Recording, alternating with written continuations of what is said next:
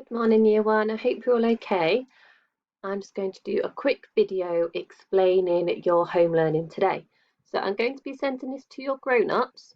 So you should be able to see your home learning for today. So for English, we are going to draw and write about your trap to trick the Easter Bunny.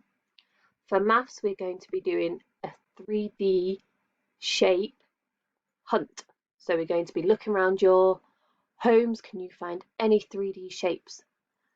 Okay, and then for phonics, I've got a video because we're going to introduce our new sound, and then I've also got a worksheet to help us apply that new sound. So on your sheet, you've got some ideas on how to trap the Easter Bunny. So we've got to tie a carrot on some string and place it outside. I noticed, Khadija, you already beat me to this. You have already planned out your Easter Bunny trap, and I was so impressed with it. So well done for that. I know you placed put some carrot on a piece of string. We've got some carrots under a box. We've got the hopscotch. So maybe you've got some chalk and you can do it outside in your garden, or you've got some planting some jelly beans in your garden. I used to do that when I was younger. It was a tradition in the husband family. So for maths, again, you're going to explore around your house and see what 3D shapes you can find. So I've done a little chart here. What you can do if you don't have a printer, you can just draw the shapes. I would write the name next to the shapes from the video that you're going to watch, just to help you remember the names of the 3D shapes.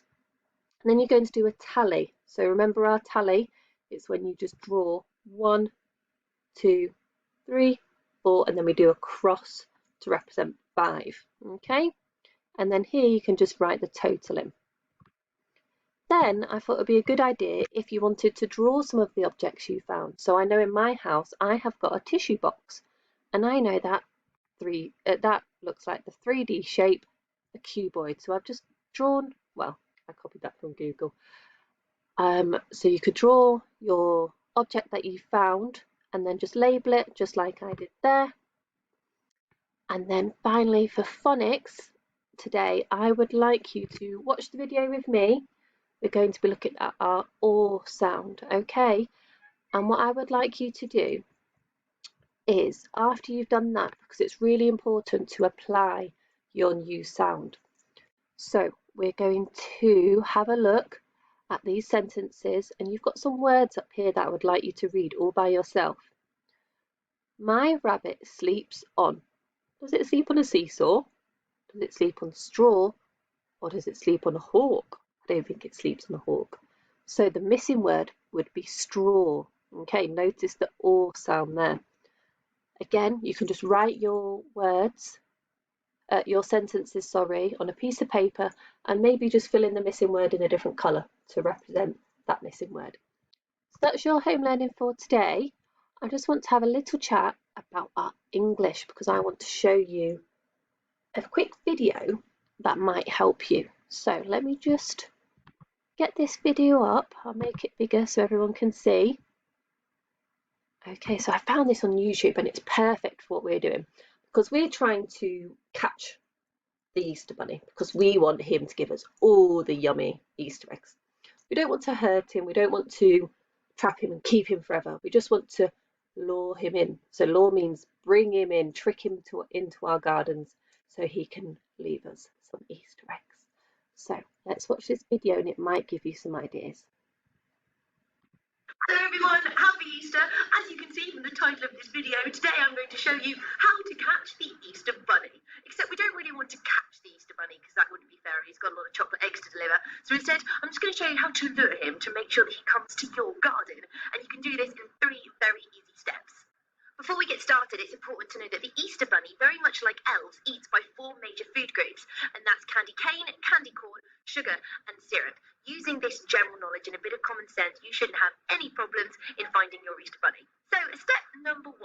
We already know that the Easter Bunny is attracted to sugar, and unlike Father Christmas and the Tooth Fairy, he arrives into our gardens from the ground using his burrows. So it's important that that's where we leave little messages. This is where our key ingredient comes in, which is jelly beans. You want to dig a small hole in your garden just using a trowel. Not too deep, but you want to make it just big enough to fit in a couple of jelly beans. I'm putting mine in there. Once you've dug a small hole in the earth, you want to fill it full of your jelly beans, cover it up and give it a good water.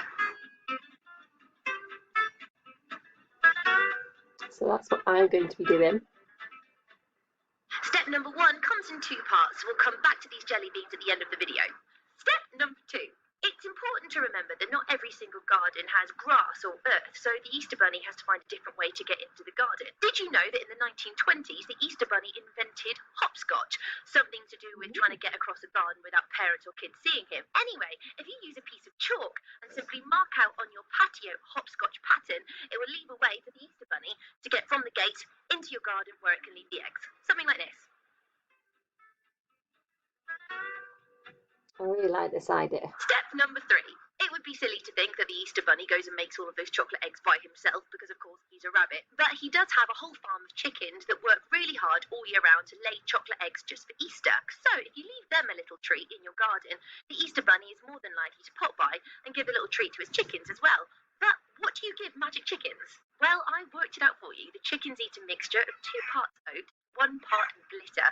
The glitter makes the eggshells brightly coloured and hard and nice and chocolatey. I've made my mixture here. It's just oats and green glitter. I'll leave a little bit on the patio, and then when the Easter Bunny drops by, he'll take this and give it to his chickens. Finally, back to those jelly beans. Earlier on, we planted jelly beans in the ground. Well, look what's happened to them now. Ooh. The lollipops act as a bit of a calling card for the Easter Bunny. He can't resist them, so he knows exactly where to leave the eggs, and the magical roots in the ground tell him where he needs to go. Best thing is, if he doesn't take all of them, you can eat them afterwards as well. I'll have that.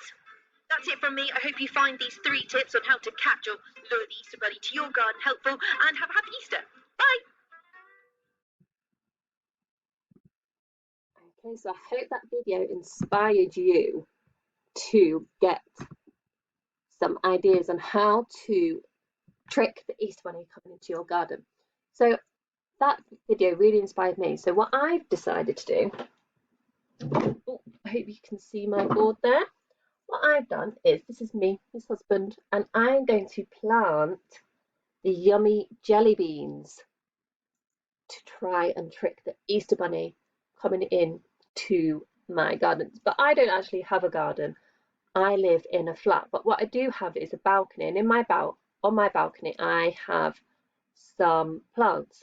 So what I'm going to do is I'm going to place the jelly beans in the plant, just carefully so I don't spoil the flowers that are growing from there. So don't worry if you don't have a garden, because there's the hopscotch idea that you could draw on the ground outside. If you've got some carrots, place them under a box. Lots of ideas you can do. So here's me planting my jelly beans. Now I've taken great care in drawing this nice and neatly at the top of my page, and now I need to write a sentence about it. Now, as I said, I know that Khadijah's already beaten me to this, so well done, Khadijah, but we need to write our sentence today. Okay, so I'm going to explain why don't know what's going on with my computer here. I need to explain why I chose the jelly beans. So I've got my colour pens at the ready. I've got my green to represent my capital letters. I've got my red to represent my punctuation, my purple to represent my adjectives, and my black pen to start writing. So I'm going to first of all explain what trap I'm going to do to trick the Easter Bunny. So I'm going to write the sentence, I am going to trick the Easter Bunny by planting jelly beans. So that's 12 words in that sentence. So I really need to concentrate and read it out loud to make sure it makes sense. So I'm going to start my sentence with my capital letter. So I am. So I've got my finger spaces in between each word. So I am going. So we learnt this tricky word last week. G, o, I. I am going to trick. Okay. Trick. What can you hear? T-r-i-k. Trick. T-r-i. Oh, what's my k sound? Good, it's got a curly k and a kicking k. Okay, I am going to trick the. So it's his name, so I need a capital letter for Easter Bunny. East.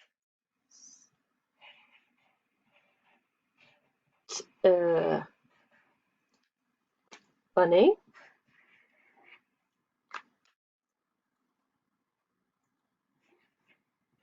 Making sure my y is a hanging letter on the line. I am going to trick the Easter Bunny by planting or sound. By planting, I'm going to add an adjective here because I love jelly beans, so I'm going to put yummy. Yeah, or got two yummy jelly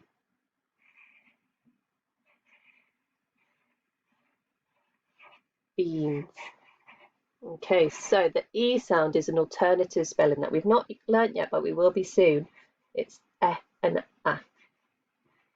By planting yummy jelly beans. Now that's the end of my sentence. What do I need? Full stop. So I've got my red pen here. Okay, so I'm just going to read my sentence to make sure it makes sense. Excuse me. I am going to trick the Easter Bunny by planting yummy jelly beans. Okay, so that's the first part of my sentence. I want to explain now why I chose jelly beans. Now, the lady in the video said that Easter rabbits are a little bit like Santa's elves. They absolutely love sugar. So that's why I chose jelly beans, because the rabbit will be able to smell the jelly beans and come running to my balcony. So I'm going to write, I chose jelly beans because he loves sugar. Okay, so I finished my sentence, so I need a new capital letter. I chose those jelly beans. I know how to spell jelly beans, it's right there. I chose jelly beans.